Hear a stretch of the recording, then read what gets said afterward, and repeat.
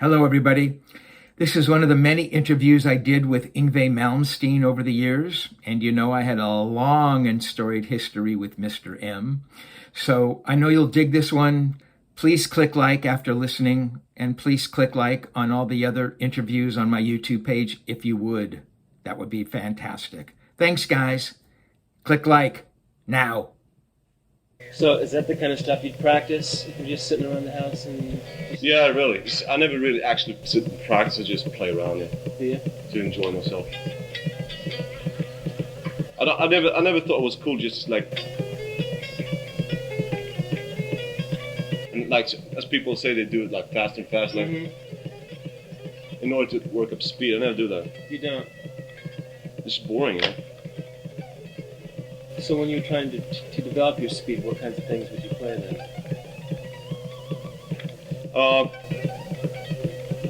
Just exactly what I'm doing right now. Can you explain that for the tape, what you're doing? Just improvising. You know, I'm playing stuff, E minor.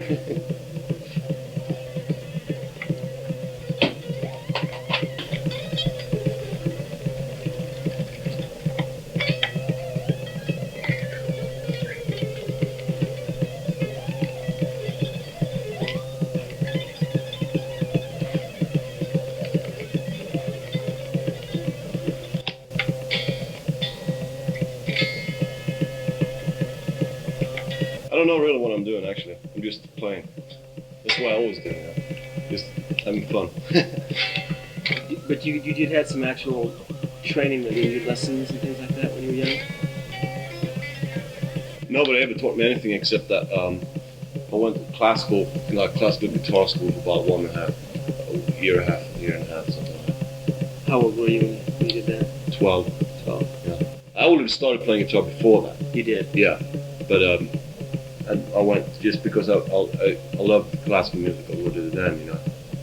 I wanted to like learn how to play like classical guitar players. Then I found out I had no use of that really, because what I wanted to do had nothing to do with classical guitar. Mm-hmm. It was more like classical violin playing, you know. Mm. The way I play the guitar is more like a violin player, really. How old were you when you first picked up a guitar? 7. 7. Yeah. Was that just there was one lying around, or had you seen other people playing them, or? I had a guitar. My mother gave me a guitar on my 5th birthday.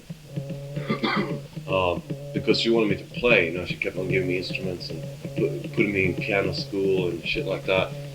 Because my older brother and sister, they started playing very young. They were very musical. What did they play? They played, my brother played everything, guitar and drums and piano, and my sister played flute and piano. And they both sang, especially my sister is an extremely good vocalist. You know, she's in orchestras and shit. Mm-hmm. Symphony. But I wasn't very interested in music, you know. It was more fun to just, you know, play war, you know, run out and play war and shit. It's more fun. You know. You used to play army. Yeah, exactly. That's what I was into, you know. But when I was around 7 years old, as I said, as a matter of fact, it was the same day Jimi Hendrix died, actually. They showed a TV program. It's called Spotlight, and they showed like when he burned the guitar, smashed it up and shit. I just thought, fucking, that's cool, you know. That's what I want to do, you know. I want to learn how to play guitar and smash up guitars, you know. So I took the guitar off the wall and started practicing, you know, whatever, just playing, really. And I played and played all the time, you know. It's like I played until my fingers were bleeding and put Band-Aid on, you know, just kept on playing, you know. I bought a pickup, like really cheap piece of shit, you know, put in there and played it through an old tube radio and put all kinds of knobs and shit, you know, on this guitar. You know. Was it an acoustic guitar? Yeah, you know, and I just kept on doing that. I didn't even know how to tune a guitar. Like for 1 year, a little bit more than a year, I didn't even know how to tune a guitar or actually play a chord. I was only playing leads, you know, playing to records like Beatles and stuff like that. You listen to Beatles records? Yeah, yeah. And then as time went on my birthday, I don't remember, I think it was my 9th birthday, I got a Deep Purple record. That was the end. And that kind of, you know, that was it actually, you know. From then on I was really into Richie, you know. And Jimi Hendrix and Richie was like the coolest guys, you know, blah, blah, blah, blah. I bought a Strat and I Actually, the first electric guitar I had wasn't a Strat. It was a really cheap, like $20 guitar, you know, called Clear Sound. Clear Sound? Yeah, and it had looked like a lefty Strat with one right. pickup, you know. But I sawed that under, you know, I sawed it off because I wanted it to look like a Strat, not like a Mosrite or anything. You know? So and I took that pickup. That sounded too muddy, so I put it back here, you know. And I bought a tremolo unit, like $10 from another store, and put it in there and ripped all the electronics out. Except it was like just like Eddie's guitar, actually, just one knob, one pickup, you know. And I had that for about a year, and then I got the Strat. It's a Strat copy, actually, the first one I had. And I was really into that from then on, you know. So it was mainly Fenders for you then? Yeah. How much music was there in the area where you lived? I mean, were there a lot of bands and things like that? No. My brother had a band, you know. And I used to idolize the guitar player in that band and shit, you know. I thought he was really cool because he had a wah pedal and I couldn't afford a wah pedal, you know. Stuff like that. It was really, you know, it was nothing professional really around there. But then as I started playing in bands and shit, you know, I was always the youngest member in the band ever since I started playing, you know. Even though when I was like 9, 10 years old, I was playing in bands, you know. But everybody else was like 15. Formed my first band, it's called Power. Power? Yeah, and that was, how long ago was that? Probably a long time ago. But, I don't know really, you know. Your first band? Yeah, we used to do like Purple cover tunes and shit. Did you? Yeah. What was it about Black? Yeah. All that Highway Star and Lazy and...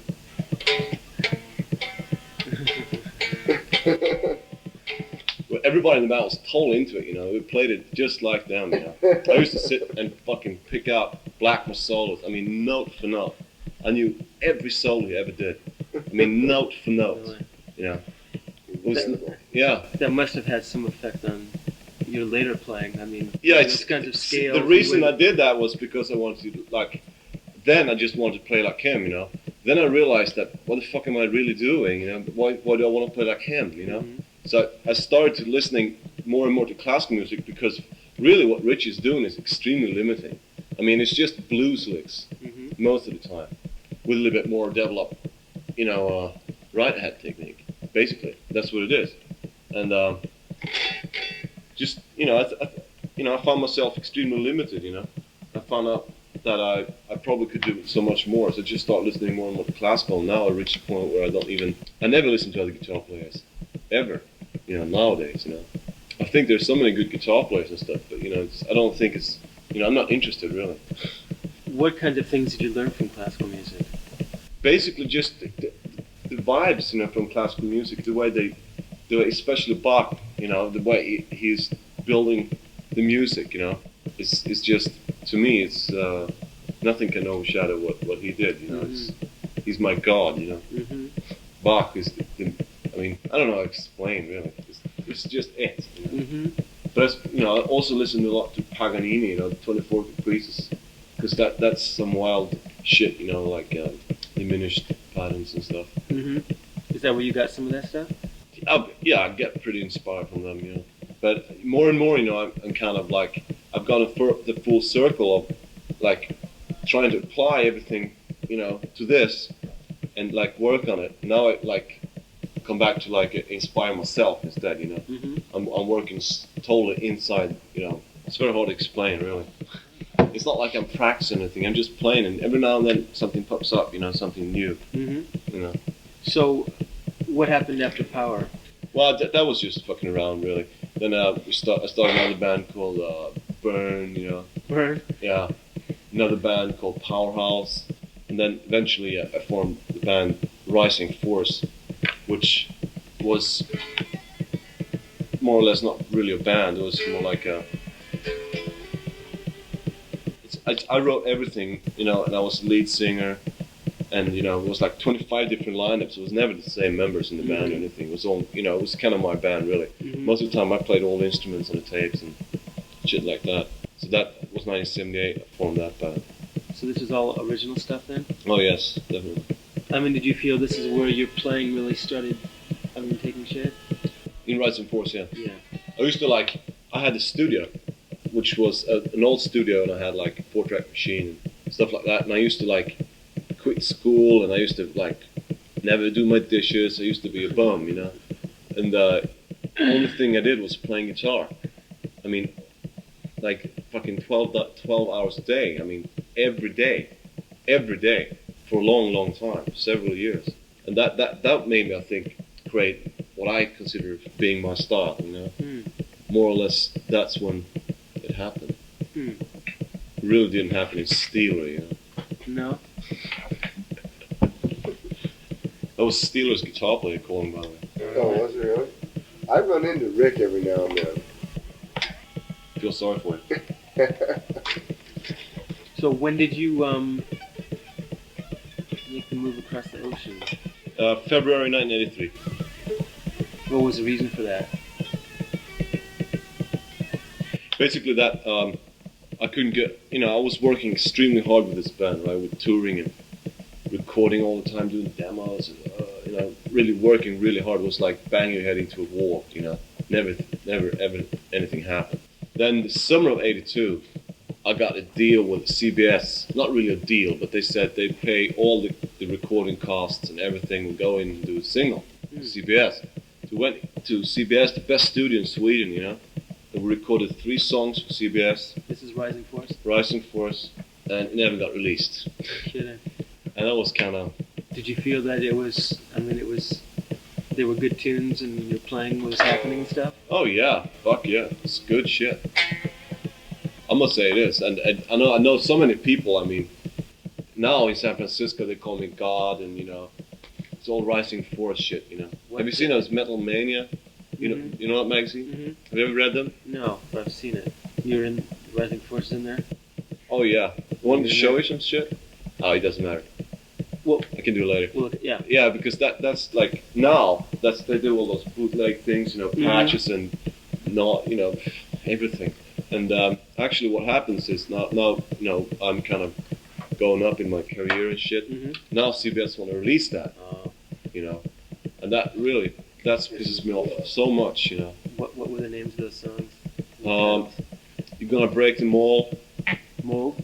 You're gonna break them all. I'll break them all. Yeah, and Horizons, and Soul Without Faith. And there's 2 pretty commercial songs, and one that wasn't commercial at all. It was just like Rising Force type of thing, which was very progressive heavy metal kind of thing. And what kind of guitar and amp were you using with the Rising Force? Always a Strat and Marshalls. Always. An old Strat? No, this Strat. Could you describe? This is the guitar. And it's got teeth marks. And it's all cracked up, you know. I don't know if you can see it in this light, but it is. You see? Yeah.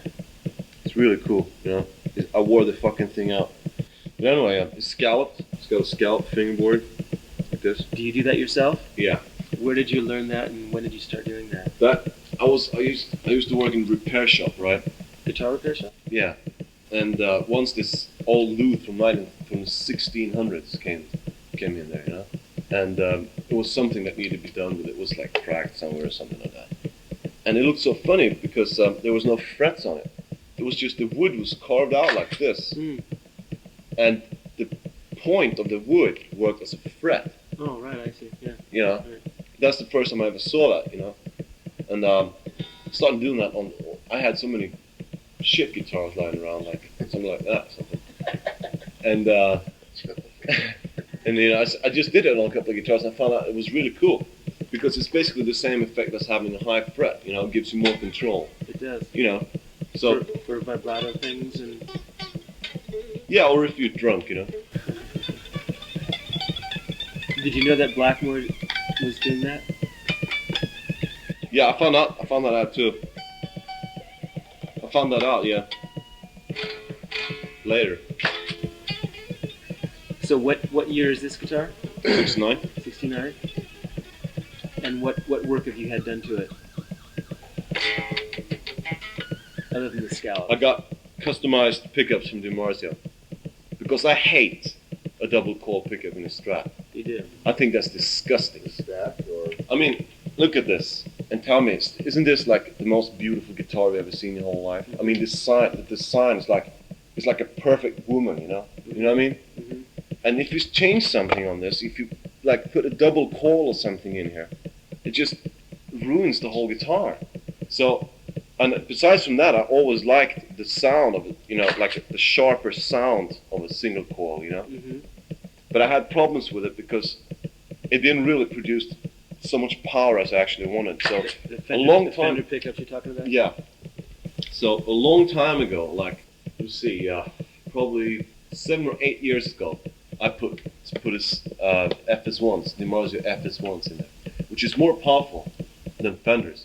They still produce a sound like it's very similar to Fender, but more warm and, you know, and also customized. And I did the pole pieces staggered like an old vintage one, Mm-hmm. which the DiMarzios weren't original.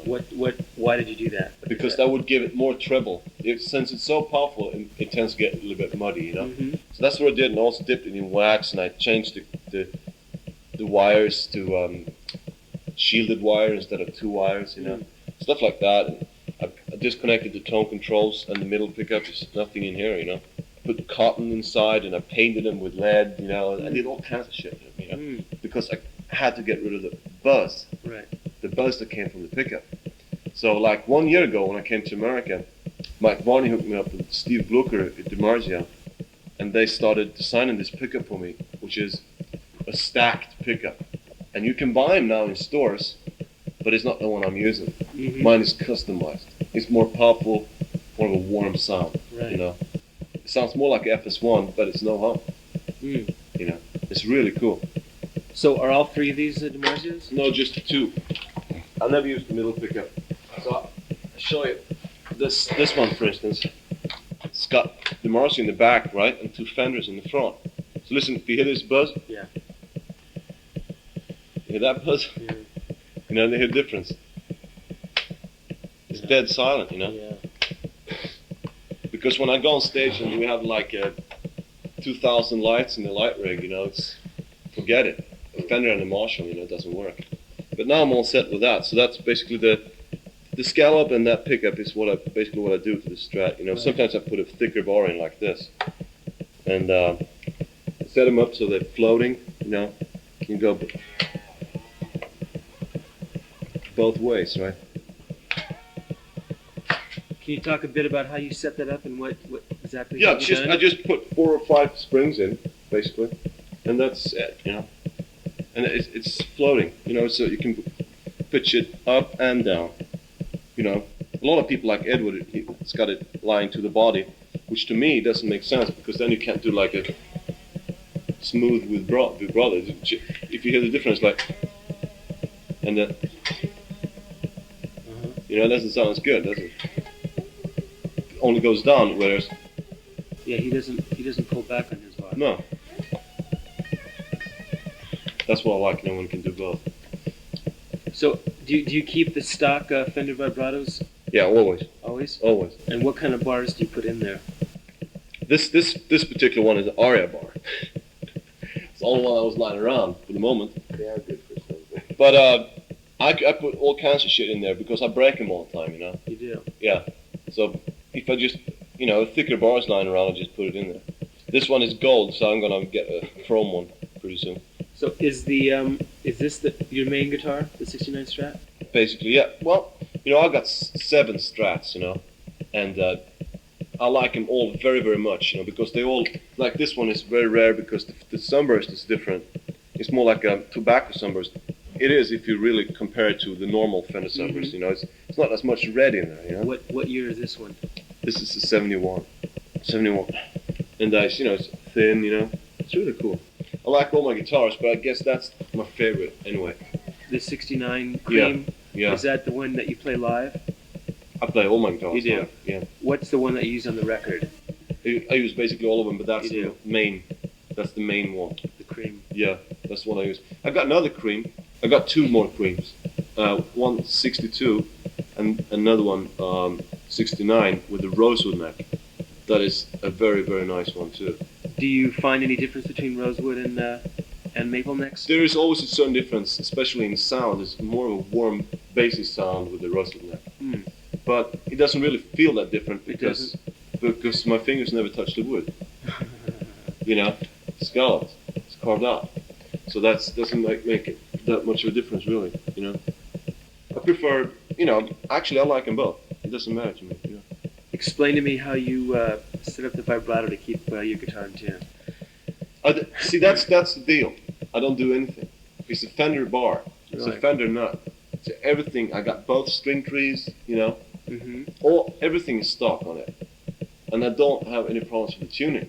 And it's simply because I believe that if you know how to do it, if you know how to just, you know, if you know how to tune the guitar and how to handle this bar, you know, you can't just go like I can because it's still in tune, you know.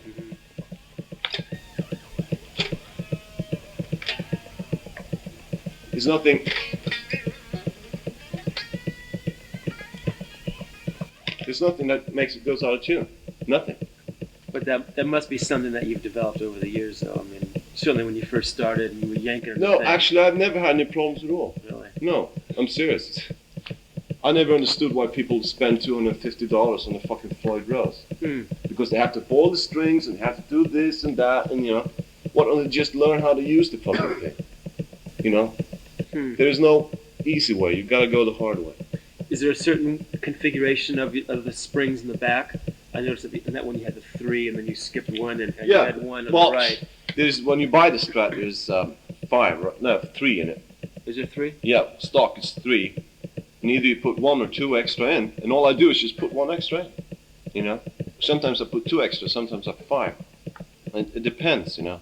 That's basically what I do. There's nothing. The reason I put this one here is because there's the bass strings on this side, you know, and the light strings on that side. So it makes sense to have it on that side, doesn't it? You know, of the tension. Right. Yeah. Yeah. So that's the reason, actually. You mean why don't I have like 2 there and 2 there? Or, Yeah, exactly. Or maybe this one like that. Right. Or cross, right? Yeah. I mean, is it just something that you've... Well, it's just the easiest thing, basically. You know, just put it in there. That's however it works. Yeah. You take out the tone controls on all your guitars? I always disconnect them. On this particular one, I actually took it out because the tremolo bar was hitting it. I see. So what, you just have all the tone, just everything wired on? Just full. Everything Yeah, full? full. Yeah. Because when I play a solo, like I go back and forth with this one all the time, and like that, especially when I play live. And I always touch that one. Every time I switch it, touch down a little bit, you know? Yeah. So when I come up like that, this one is all back and it sounds like shit, you know? There's no treble and no power or nothing. So that's basically why I just took that out. Yeah. And I never used the middle pickup either. On this particular one, it's wired in. Most of the time, in this position, there's just, you know, nothing. Nothing. Just empty. You just don't like the sound of that middle position? No, I just don't think it sounds good, you know? Besides, it's in the way when I pick, you know, so I always put it down really low. So when you do a solo, do you normally put it on the rear pickup and rhythm? Do you put it on the front pickup, or is it just depend on the song? It's always different, you know.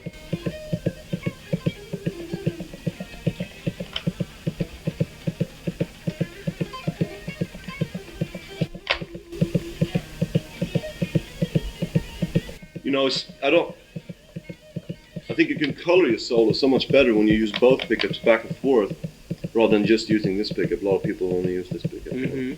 I think you can really do a lot of more interesting stuff. You would switch between pickups on the record too? Oh yes. Solos?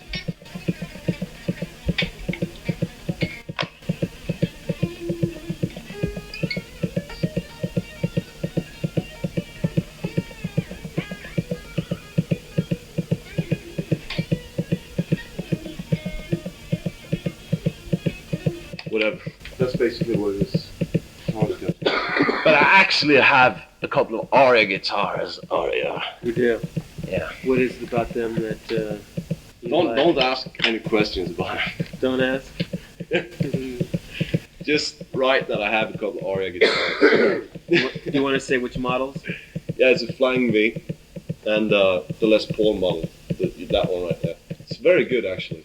Very good. That Les Paul is extremely good. You have one too, huh? With the Kaler tremolo? Not a Kaler, that was before they put them on. It's the PE, the RE80. 6 feet.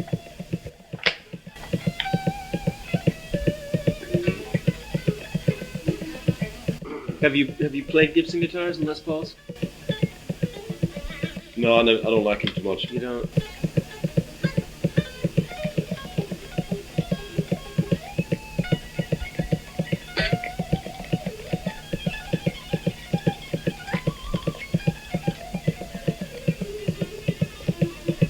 The thing is, they're too easy to play. You know, Hmm. I have to put heavier strings on that in order to play it because it's too easy. Really? Yeah.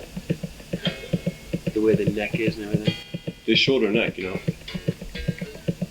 Makes the strings easier to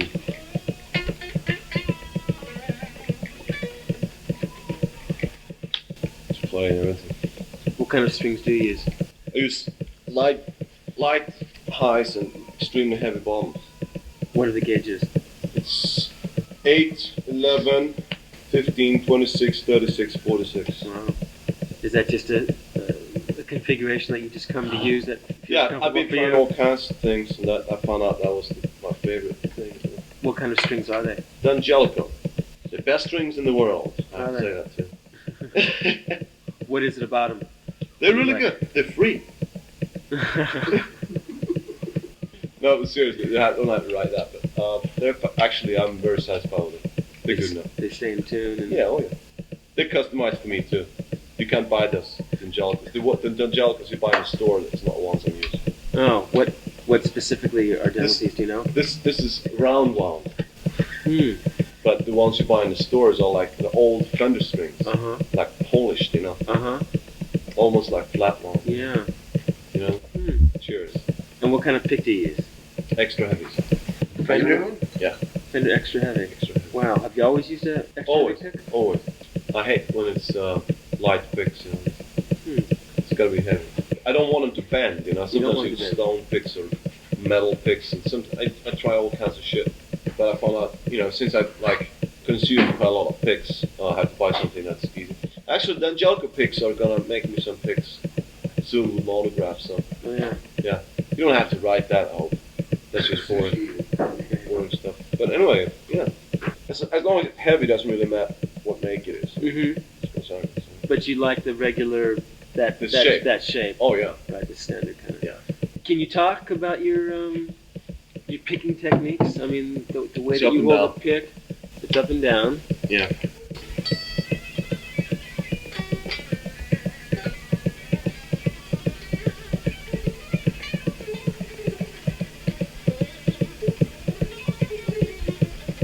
Fuck, I'm really out of it today. Shit.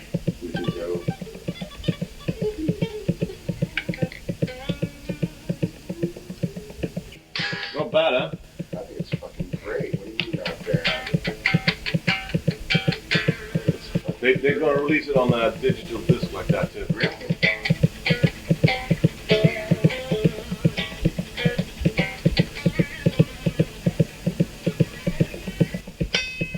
I mean, I see when you put that you don't pick every note. Sometimes I could if I want to.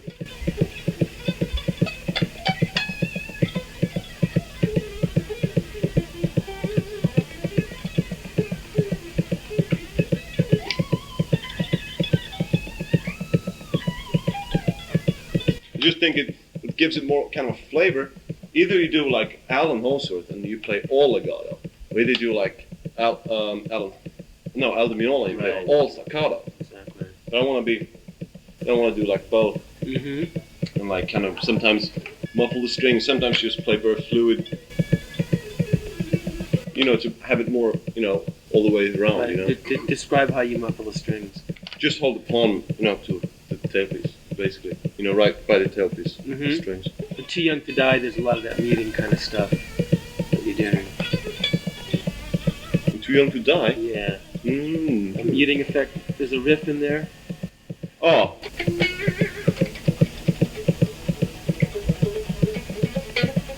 No. Oh. I like that.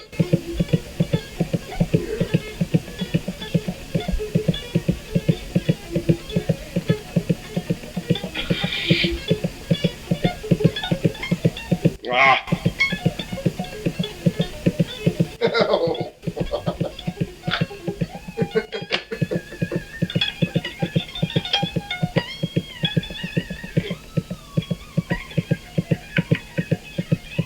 like that solo. And I like... On Too Young to Die?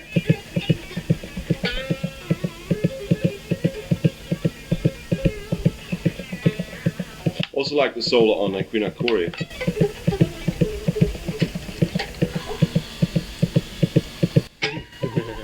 I like that. It's pretty cool. I mean, can you talk about those solos? I mean, what kinds of things? They all improvised, totally. You know, but then when I listen back to them, I find out, oh, that particular part sounds cool. So maybe I use that particular part live again, you know. But it would be so boring to go on stage and knowing exactly what you're supposed to do. So I always improvise. You don't work out your solos at all before? Never, ever. It's always first take, totally improvised. But there must be certain kinds of scales or runs or shapes performed. See, I know all the music theory there is to know, basically. I know everything about relative scales and diminished and frigid and all that shit. But I never think about it. I just know. It's like second nature, you know. I know what it's supposed to be and what's not supposed to be. In a certain key, you can do this and that, but you can't do that, right? But if I started to think about it and started to analyze what I was doing, I would end up like just, you know, I don't know, how should I explain? It's like, in a way, it's like driving a car. You don't think about it anymore, you know. You just like, it's about, Almost instinct. yeah, right. That's the way I do it. I know exactly what I'm doing, but I don't really think about it because then it would like take out, you know, you gotta let it just flow, you know. Just do it. Don't think about it, you know. And most of the time it turns out pretty cool. A lot of times if I'm in a bad mood or, you know, feeling is all to me, and that's the only thing that matters really. If I don't have any feeling, I can't play. You know?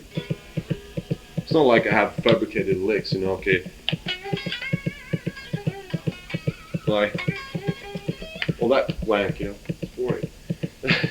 You know, I mean, a lot of guitar players just play the same things all over again. You know? I want to challenge myself all the time. And just like, how should I explain, you know? I don't even know. See, I don't even know. I can't even explain. Do you use any pedals at all? Yeah, I use that old Vox flanger lying around there. I've got the pedal board, but I never actually use the pedals. They just sit there, basically. I've got a Crybaby Wah-Wah and a Bass 100 and Roland Echo unit, but that's just the cheapest, like the analog, kind of cheapest delay they've got. Do you use that stuff live?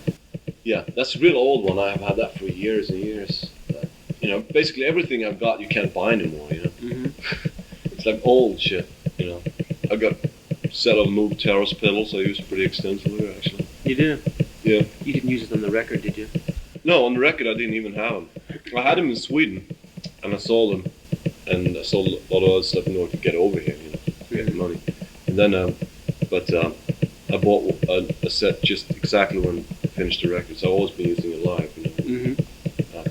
And you use Marshalls? Yeah. 50s? Yeah, 5 50-watt heads and 10 cabinets. Really? Yeah. Are there certain settings that you use? Full. Everything full? Everything full, except the bass. Really? Bass is 0. Everything Really? is full. Wow. I would think that you would need bass with Strats. That's what a lot of people think too, yeah. But what you know what the bass does? It takes the mid-range out.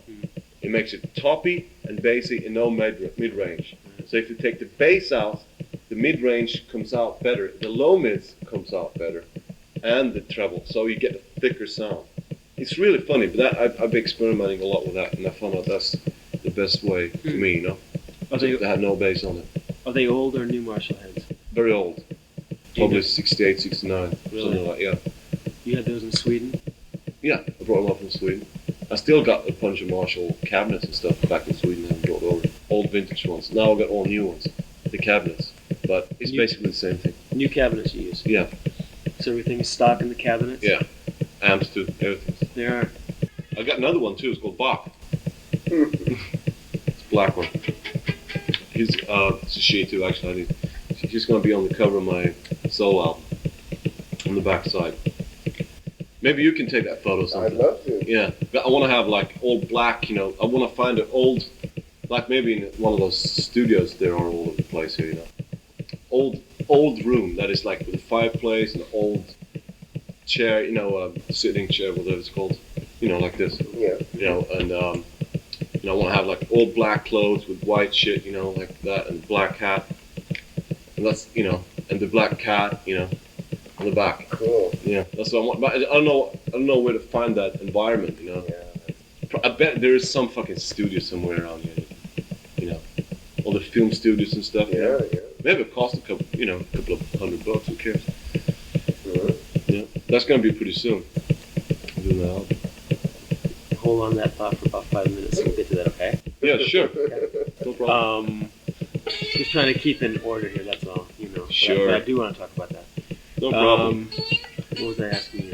Oh, how do you hook up the Marshalls? I mean, you actually have 5 that are... Split box. All Bill Lawrence cableage. Really? Yeah, because that gives the best tone. I mean, Really? dude, Bill Lawrence blows everything away. Wow. I'm not endorsed by them or anything, but I just must say that. They're fucking incredible. You really found a big difference in Oh, this cable? is like 1,000,000 years. I mean, this Belden here is like, you know, it's like, imagine if you have this big hole to let water come through, you know. It's like this is big, this big, and the Right. Bill Lawrence is like this big. You know? Wow. The power, just and the treble, you know, changes the whole sound of the guitar. Really? I have to take the gain down on the echo unit and everything Really? because it's too powerful. You know? Wow, that's incredible. It's got a great cable, you know. So I use like from the guitar into a split box and out, all out, you know, from there. Really? So every amp get an equal signal. Hmm. Before I used to like put one in the Marshall and take another one out of the Marshall. you know. Right. But then every time you do that, you lose the signal. So now I do that. Is there anything special about this splitter box that you're using? No, it's just a little aluminum box with inputs. Mm-hmm.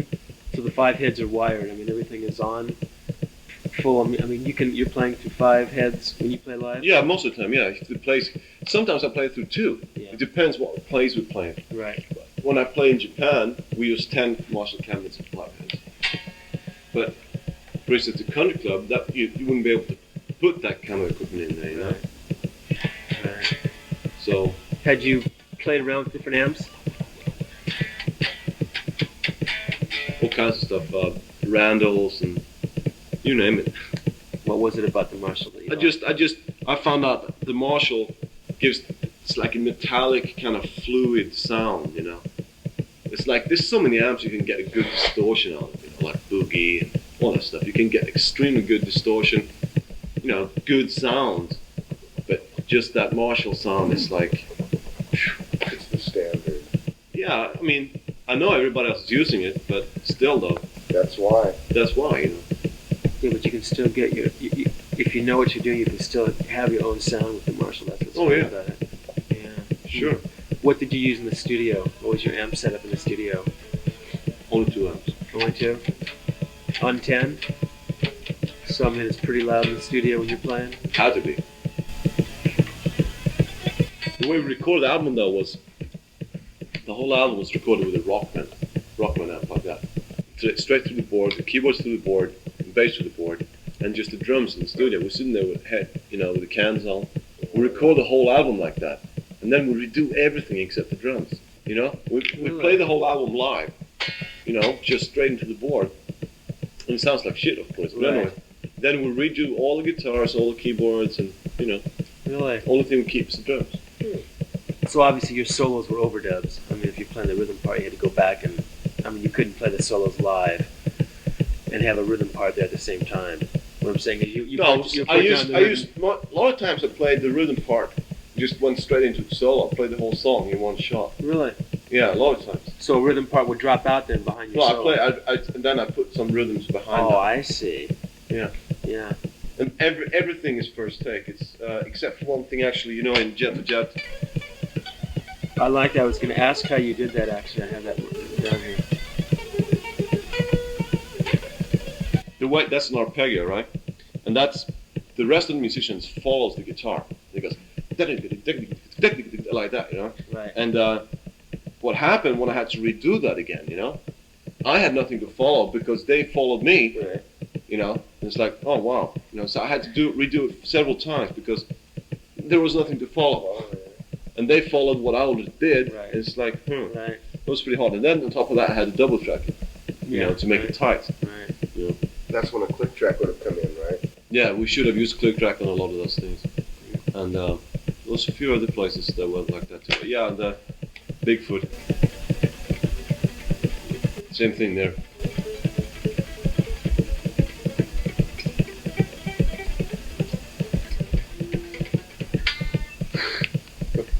Yeah, same thing actually.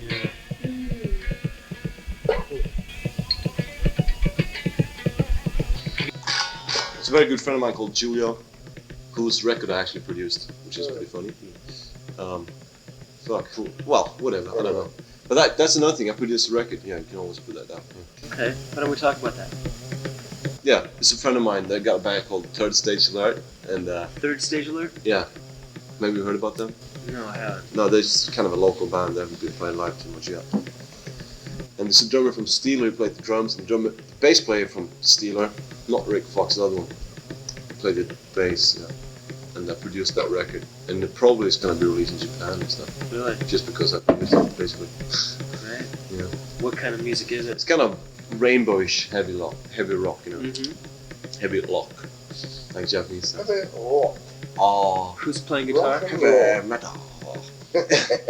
Who's What? playing guitar? It's a guy called Julio. Another guy called what is it called? He was there yesterday actually. He's called Albert Einstein. No, really, Albert. Yeah, he's a pretty good guitar player actually. Yeah, he's very inspired of classical music and stuff like that. And he's not the run-of-the-mill, you know, LA metal guitar player, you know, which is pretty interesting. So So many guitar players. Man. So you do tend to find most of LA bands kind of... Most LA bands sounds too much like LA bands. How should I explain? You know, just listen to them. You know, if you heard one, you've heard all bands. You know, they all sound the same. The same shit. You know, just try to sound like Judas Priest or Van Halen or Ozzy Osbourne or something. They just try to sound like something, and it doesn't work. Do you think that Van Halen was a guy responsible for, I don't know, a new He was probably interest responsible for a lot of the guitar players that run around right now. Yeah, that's very likely.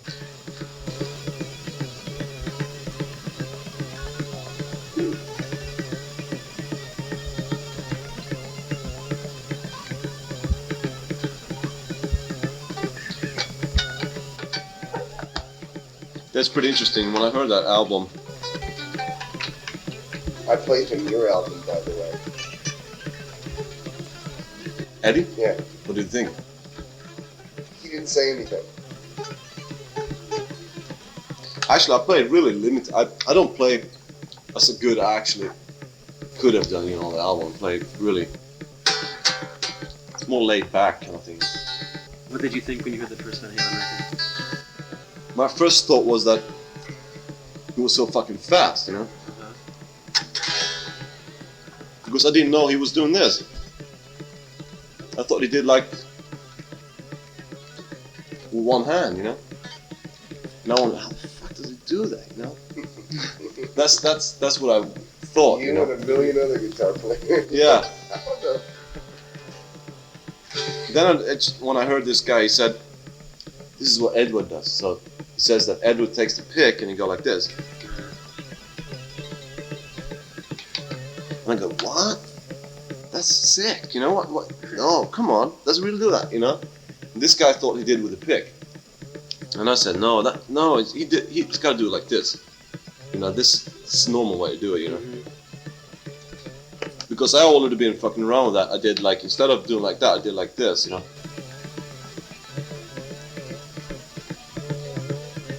Like that, you know, changing the pitch like that. What, you were doing that Yeah, before you heard him? yeah. Can you describe what you're doing for the cassette player here? Yes, actually what I'm doing is, no, but, hi. What I'm doing is simply that I'm doing it other way around, I'm changing the bass notes pitch, you know? So I'm doing the fast stuff like this. So you're putting your right hand below your left hand. Like, exactly like this.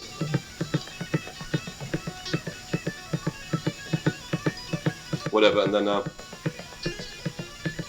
And it doesn't really, I was fucking around with that a while, and I thought, no, it's not cool, It doesn't do anything really for me, So I stopped doing it because, I could just as well do something, I don't know, I wasn't that cool really, I thought.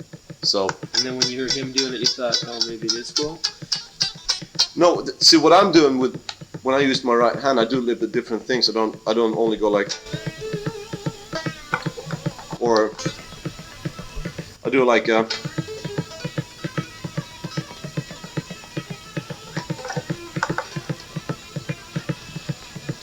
more, a little bit more things. Probably he does that too now, but he didn't do it on the first album anyway. Mm-hmm. I only heard the first album basically. Right. I heard one track from the new album too. It was pretty good. So I mean, can you describe what you just did with your right hand? What I did was simple. I hold one note with this, just one note like that, and then. And you're moving your right hand. Yeah, exactly. I play all the notes.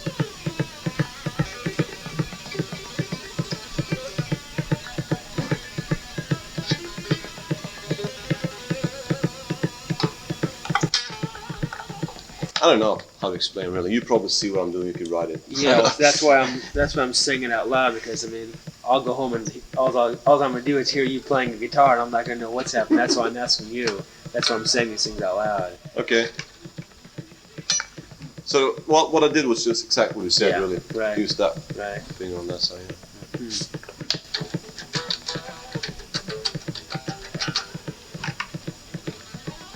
That's something I do very much show-wise,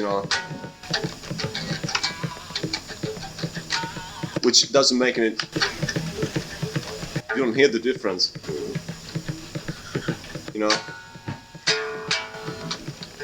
And that was turning your hand over, your left hand over, right? Yeah, playing from the above, yeah. Mm-hmm.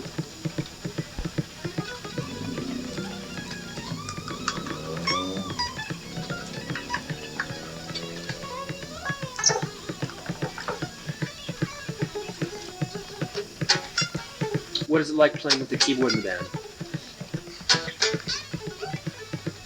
I was afraid you were going to ask that.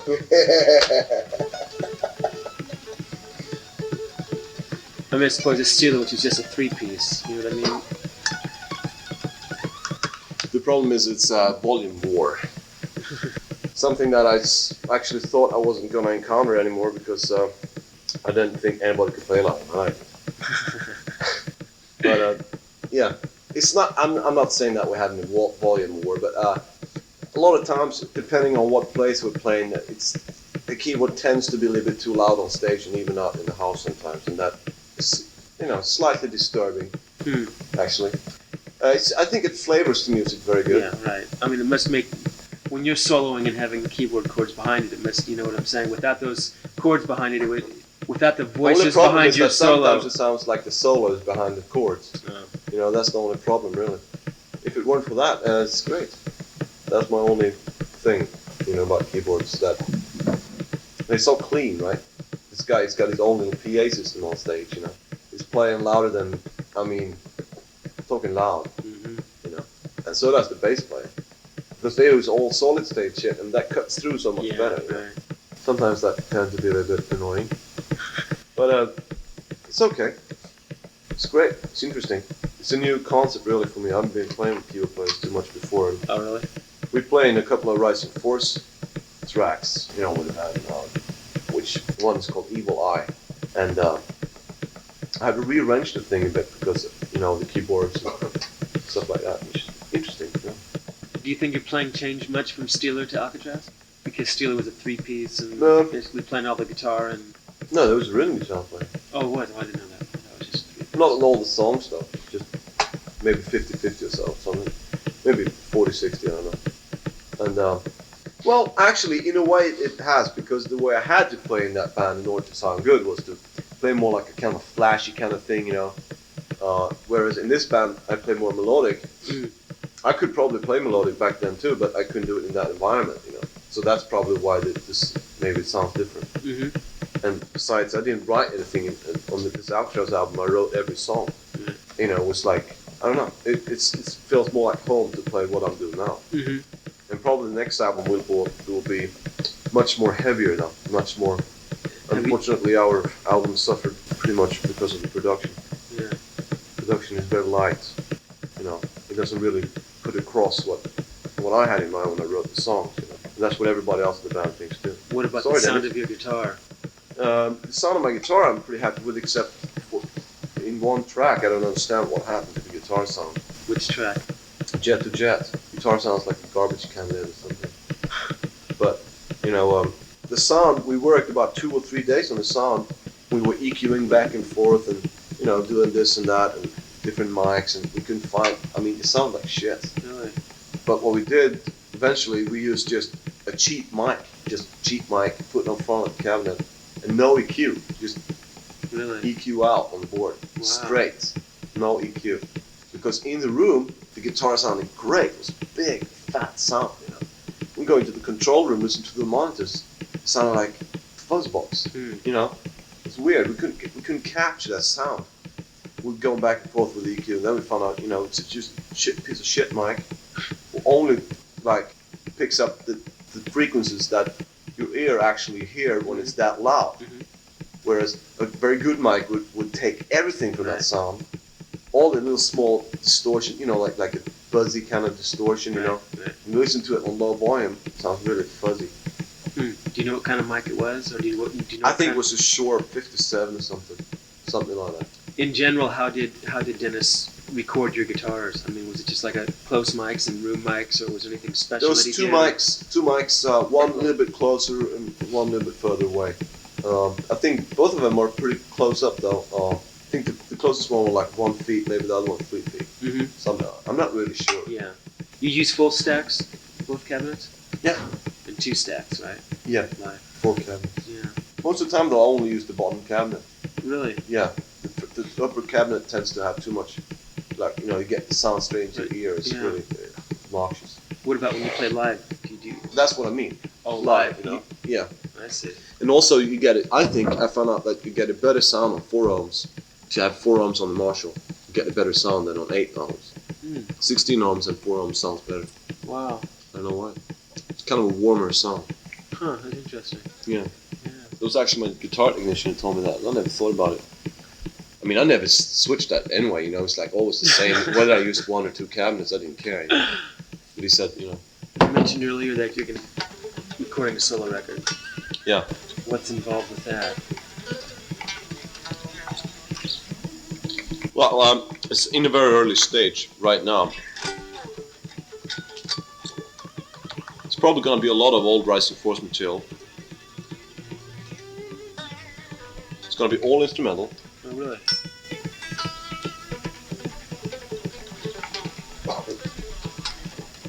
I don't know which musicians is going to be on there yet. Will it be any of the Alcatraz people?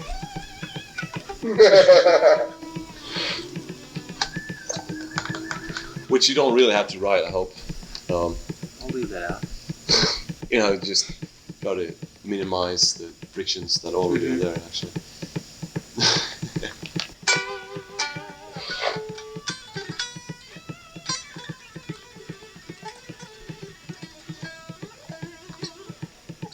You like instrumental music? Sometimes. Sometimes, yes. I think John Ponty is probably one of my, you know, biggest still living persons. Influence? Yeah, Really? yeah. I think Al Di Meola has been writing quite a few interesting things. Although I tend to like his writing more than his guitar playing. Especially the old stuff like Elegant Gypsy. Yeah. Really like that stuff. Yeah. It's really good. What about people like Jeff Beck? People ask me about him, and all I can say is I've never heard him. You've never heard Jeff Beck? No. Seriously? Seriously. Yeah, never heard him. I've heard about him. What do you mean you've never heard him? I never heard him play. Oh, you've never seen him? No, I never heard a record. Never even heard a record of him? You're lying. No, it's true. I mean, swear to God, man. Pulling my gonads here. Swear to God. I haven't heard it. I haven't heard him play. Ever. I've heard a lot about him, and people say, Jeff Beck, blah, blah, blah, and stuff like that, and I guess he's good. What about Page? He had a band called Zeppelin. Yeah.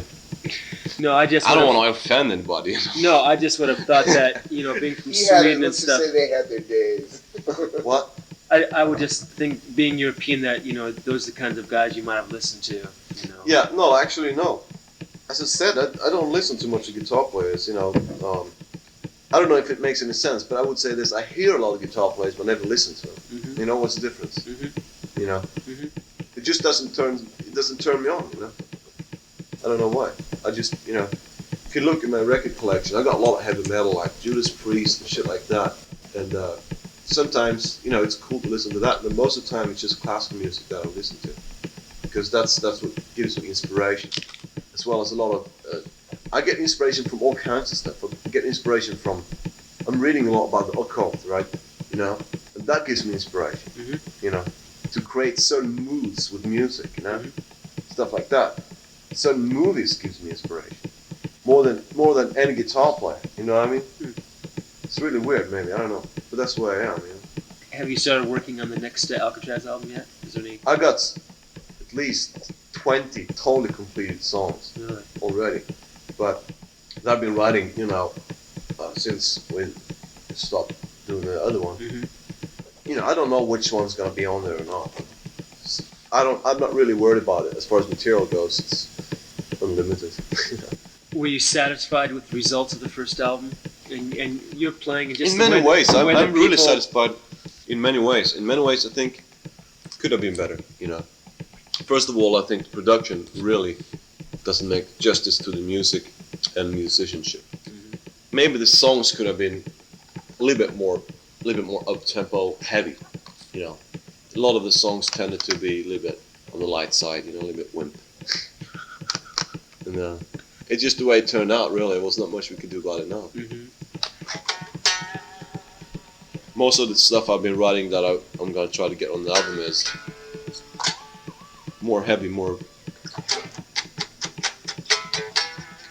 I don't know, interesting in a lot of ways. You do all your writing on guitar? Yeah, sometimes on bass. Yes. Really? Even write on keyboards. You can play keyboards? No.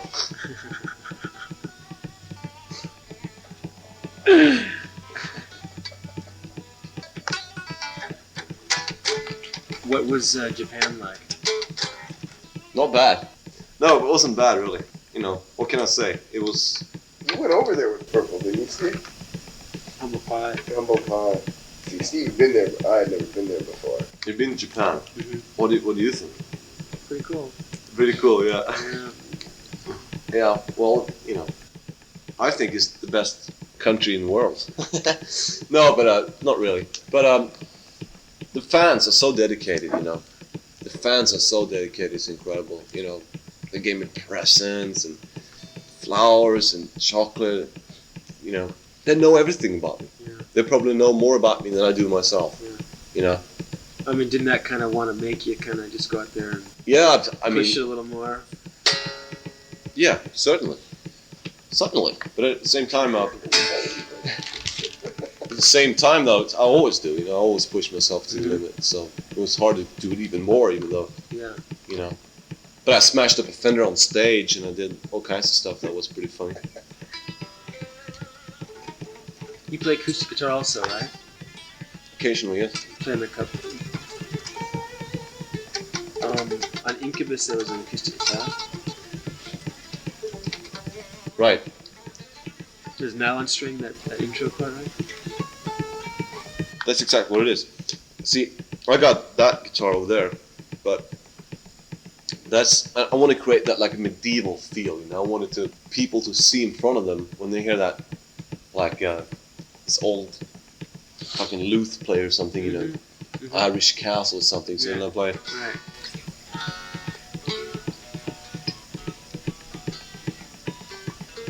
What type of guitar was that? I don't remember.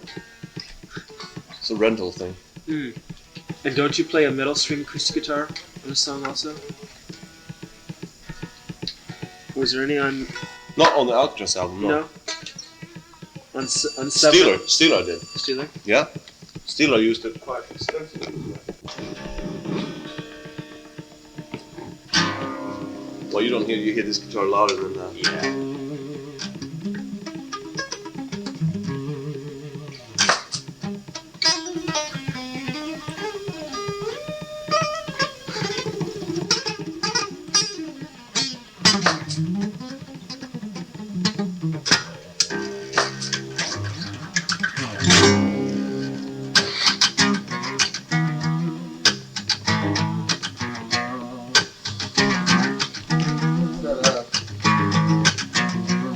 Holy dive!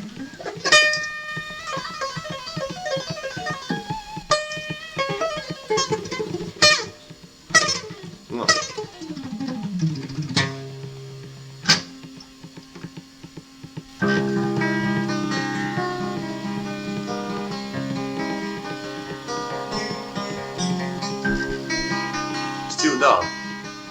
It's tuned up. The E string is a D. So tuned down, just that one. Tuned down. Yeah. Right. Gives I wrote a few songs actually like that. Did you? For Alcatraz? Maybe. I don't know. You haven't yet though. Blue, this one? That one? Yeah, you excuse the mess in there now. To the right. Have you experimented much with different kinds of tuning? Oh, yeah. Like that? I've done a lot of really weird shit. Actually, maybe I can't do it right now. But I used to do like, take those two strings, Which the E and B, and put them in the same slot in the nut, and I tune them equal, you know? Tune them like, don't do that. oh, fuck. Mmm. Oh, I felt that. Shit. Shit, that was deep, man, I'm telling you. Fucking deep. Look at this. Oh my god. Mmm. Yeah. Oh Jesus, are you alright? Oh, I think so, yeah. Yeah. So fucking deep. It is. Is it really? Fuck, yeah, look at this. Okay, that's enough. When you play Tuesday? Yeah. You'll be alright. Oh, okay. Now, where was I? I take the two B, E, and B and tune them to the same pitch. And I play both strings at the same time. And then I tune the rest of them to a chord, different fifths and fucking things back and forth. And I don't remember exactly how it is. It's very interesting. It's a very interesting sound. Could you do that on electric guitar? That's what I did. Oh, you did? Yeah. Wow. I don't have any Band-Aid or anything. Oh, you don't? That'll be Close by. yeah, but tomorrow it'll close up. Yeah? Yeah, It's really deep though. I know. Just try not to wrap it in bandage so you don't keep banging This it. will be the last interview you guys ever do. Fucked me up again, didn't you? Don't worry about it. Next Next. question. Next question, A please. couple more questions and I'll let you go recuperate. How did you feel about your playing on the Steeler album? I mean, it's the first time that people in this country basically heard you. I mean, were you... I'm pretty happy with my guitar playing on that album, actually. Considering that I did it all in one day, you know. Really? Yeah, You did all the guitars in one day? yeah. I think it was okay. Could have been better music and playing on the album, I must say, but there was not much I could do about it, really. I was never too much in love with that band, you know. No. Do these little kinds of accident things happen to you? I mean... No, this never happened before. I don't understand how I never cut my hand on the fucking string. Shit. Maybe the string was real old or something. Yeah, I bet Yeah. it was. Disgustingly old. Fuck. So in general, what do you look for in your guitar sound and in your solo? In other words, how would you describe what? I always want it to be melodic, you know. It has to be melodic. If it's not melodic, it's fucked. A lot of people say it has to be feeling, and to me, it is feeling if it's good. If it's a good solo, it's a good feeling, you know. You know, I can't say that it's feeling if this guy has his own little head trip, you know, and it turns out on the record it sounds like shit, but they say, yeah, but it's got feeling, you know. Doesn't make sense to me. What I think is, if you have a lot of feeling, you gotta be able to take that feeling into the guitar and bring it out. So everybody can have the same feeling, you know? And, you know, just in general to have a lot of feeling. No, a lot of melody. A lot of melody, I'm sorry. Do you feel you accomplish that on all your solos? Sometimes they sound like shit. A lot of times they do. But also, a lot of times I'm very happy with it, you know? I think... Do you play differently live as opposed to in the studio? depends. Sometimes I tend to play a little bit faster and a little bit more aggressive live. And the fact that I'm running around like a fucking maniac is maybe affecting the playing slightly.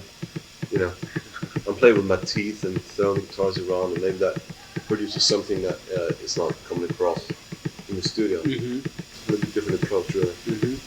So, besides your solo record and producing your friend's band, Yes. is there anything else in the future, or projects, or goals, or? I've got a few offers to play on a few records, but that's probably not going to happen. And it doesn't really matter what bands it was. You're not going to do it? No. Because you don't want to, because you legally can't do it, or? Not because it legally, no. Mainly because I don't want to. I don't have any time for it, really. It takes up enough time just to try to stay on top of my guitar playing. You know, whatever. I don't really have any plans. I just take it as it comes, you know. I want to tour all over the world. I can't wait to go to Europe and play all over America. You know, like we're going to Texas and first we go to Arizona, Austin. No, not Austin. What's it called? Dallas? There too, yeah. Houston, yeah. And we're going to Arizona, Colorado, New Mexico, Texas, Puerto Rico. Wow. Yeah, playing there. You're playing with Loverboy, aren't you? Yeah, right. And we're going all over the place. And that's what I like to do. Touring is, I like that. I love that, actually. You do? The only thing I hate is to wake up in the morning. That's not very fun. Real quickly, can you tell me what kind of stuff that you have at home here and kinds of things that you just practice through? Okay. It's basically a complete little studio. I've got two 4-track machines. One is a TIAC reel-to-reel, 834-40. Very nice machine, actually. Great. I've got a 8-channel mixer board. What's it called? It's called Audio Oval. Audio Oval. Oval? Yeah, it's from England. OVAL? Yeah, it's an English board.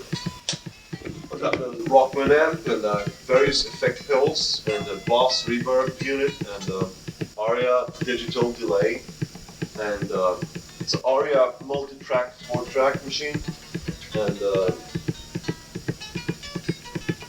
Music Man amp I'm going to use actually. A few mics, different monitors. What is this here? What is that? This. Right here? Yeah. That's a Nig box. It's an Afro Blaster. Oh. A Ghetto Blaster. Do you buy anything in Japan? Of course I did, yeah. I bought this Sony Walkman, top of the line. Oh. With speakers that amplifies in the speakers, camera, 2 straps, a lot of shit, you know. My uncle plays principal second violins in the Philadelphia Orchestra. Yeah, really? Yeah. It's interesting. Which some people consider the greatest orchestra in the world. Philadelphia? I've heard a lot about them. Yeah. Normandy used to be the conductor. Eugene Normandy. They always have the same conductor? God, they did for. Everybody. They still have to cut the body on these, don't they? Think so. I don't know. I mean, he was a conductor there for, Jesus, 30 years, 40 years. Usually a symphony has the same conductor until he dies or... Really? Yeah. I mean, how long has Zubin Mehta been with LA? So he's a pretty young guy. Most of those guys are pretty old. I don't know how it is with European orchestras, but over here... Okay. Yeah. I don't even know myself. Yeah. So, any more questions? So what else? I don't think so. I think I ran out. Is there anything that I left out which you'd like to add here? I think. On Sub For Me, you're getting like a little violin effect there. That's with the volume knob. Yeah. There's Fender pickups on this old black strap. Fender pickups. And it's Boss, I think it's CE3, the old Boss chorus. Oh, yeah, right. They're fucking great. Yeah. I gotta buy one of those. It's a nice sound. They're great. Yeah. Wow. I used one of those in Japan actually too, in my pedalboard. The little blue one. The little blue box. No. It's not blue? That's the newer model you're talking about. I'm talking about the big one. Oh. Old. Yeah, that is the old one. That's really good. Yeah. And then I used my Roland Echo on that too. Did you? Swells, yeah. Yeah. It's a pretty interesting little song actually. Yeah. That song. Yeah, I liked it. I wrote that in studio. Really? Yeah. Basically, actually not. That used to be a Rising Force chord progression called How Many Miles to Babylon, but Oh, really? we put it all together in the studio, you know, as arrangements and stuff. Oh, you play a left-handed Strat. Right. What? The left-handed Strat is basically a left-handed Strat, yes. Right. But I play it right-handed, so it's upside down. Right. And I turn the strings around so they are like normal, you know. But by doing that, then I turn the nut around. the high E, which is normally the longest, is now the shortest, right? So that I think that changes the sound. It must. It definitely does. Yeah. Definitely. And also, since the staggering of the pickups are reversed and the magnetic field of the pickups are reversed, it's a great sound. I'm sorry, go ahead. Yeah? Did you use it on the record? Yeah. For a few tracks. I'm trying to remember. I think I used only rhythm tracks on a few songs. I don't really remember which ones. Do you know what year that Strat is? 70. I bought it new. It was unused 1970. Really? Yeah. I didn't buy it 1970, but it's May 1970. It was unused in the plastic bag, and I bought it the way it was. Yeah, it was. I was always looking for one, and then I found that one. It was great. I loved it. It's really happy. Is that a rosewood neck? Rosewood neck, sunburst body. It's really neat. And you mentioned you picked up a couple of the new vintage Strats in Japan? Yeah. Do you like those? They're really good. Very, very good. Amazing. And so cheap too. Like I got a discount because of Mr. Udo, the promoter. And like $200. It cost like $400 normally there. But for $200, you know, with the tweed case. Wow. Just blows my mind every time. They have that Japanese Fender series over there now, don't they? Squires. Series? Squires. Yeah, they're good too. Are they? Yeah, they're not as good though. They don't, you know, the pickups in this reissue, it's like the pickups got this cloth wire, you know, just like the real ones, and they dipped, you know, in the same kind of wax, you know. Or, I mean, they're identical. I mean, to the T, identical. It's great. Finishes and everything is like that lacquer kind of finish. You know? Yeah, right. Yeah, Beautiful. They use the same kind of paint and everything. So when you go on the road, you take all your guitars? Most of the time I bring, well actually always bring, but to Japan I only brought 5 Stratocasters and my Flying V. My Flying V is pretty interesting too. It's an Aria Flying V, as a matter of fact. Yes, it's got single quad pickups in it, and Strat pickups in the Flying V. It's got a Strat tremolo, and it's a maple neck built exactly like a Strat, like this with a bullet and with a line on the back, you know. The whole bit, it's just like a Strat neck, but it's an Aria. It's really neat. I like that guitar. Do you have any desire to try any of the custom Strats, the Charvels, or any of that? Grover's a very nice guy and everything. I always wanted to try one of his guitars out. I haven't done it yet though. I haven't happened yet, but everybody seemed to like him so much. It would be interesting to try him, you know. You should definitely check him out. Yeah. He makes great guitars. Yeah, I know. I've been playing a few of them in stores and stuff, and found out that the necks are really flat, really thin and kind of flat. He'll do you a neck any way you want it. I know. That's right. Yeah, exactly. But the ones that are like normally in the stores, they are that way. And it kind of, I'm used to the Fender cap on neck. You know, it's a little bit unusual, but you like fatter necks. Yeah. But it's extreme that the craftsmanship and everything. Those guitars just unbelievable. It's great. Yeah. Yeah. Very nice. Is this? That's one. Yeah. Was that a guitar player? Yeah. So do you feel any kind of, not pressure, but any kind of, I don't know, people looking at you as maybe the next? I mean, I don't know what the next is, but I mean, do you feel like you've got to, keep the chops up and stay one step ahead, or, you know what I mean? I know a lot of people tells me that they think I'm very good and all that stuff, and that doesn't make me feel like, okay, now I'm good, now I don't have to play or try to improve anything anymore. I always criticize myself extremely hard, you know? I mean, it's like almost ridiculous. If I ever feel any day, as for instance for today, that I'm not up to standard really. I know it's because I was drinking last night, anyway.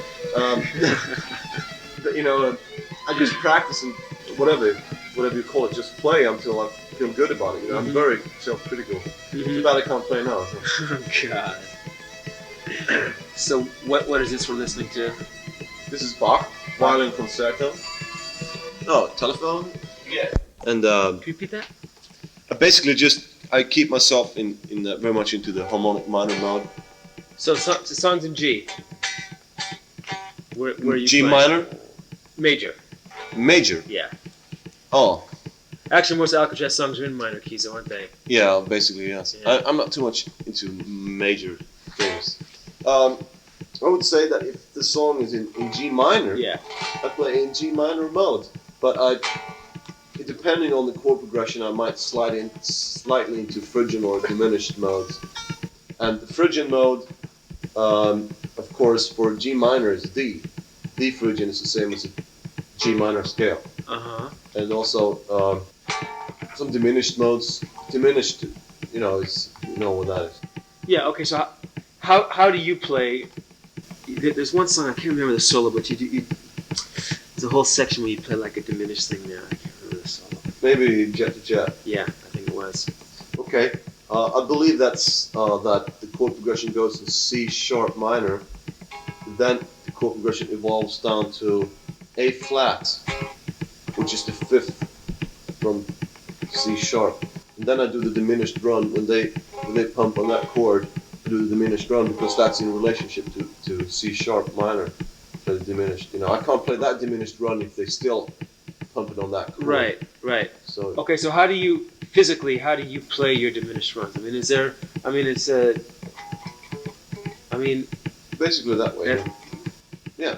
Whether it's up or down, it's actually even does things that a jump one note. So instead of da da da like that, I go da da da da da da da da, like, you know what I mean? Can you play it I'll try. without killing yourself? I'll try. Instead of going, I go,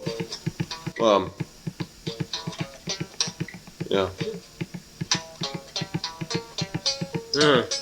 But faster, but I can't play that right now. No. Yeah, don't do it because you're going to hit on that string again. It's already closing a little. I can actually do it. So.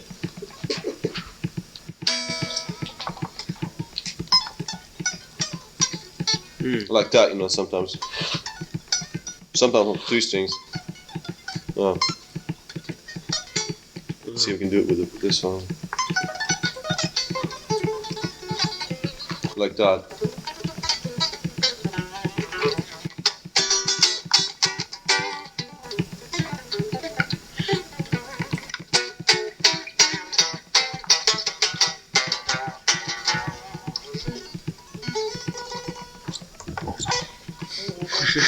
Maybe we hit on something new here. Yeah.